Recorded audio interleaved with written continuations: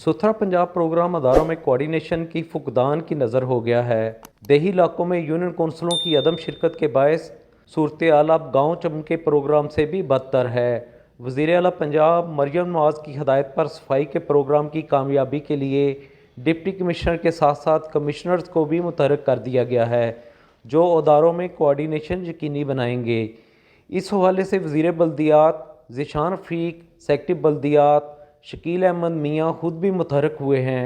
लाहौर में महकमा बल्दियात से LWMC के अलावा दीगर महकमों की सफाई के हवाले से कोऑर्डिनेशन ना होने के बराबर है, जिसकी वजह से भी प्रोग्राम ज़्यादा कामयाब नहीं हो सका है।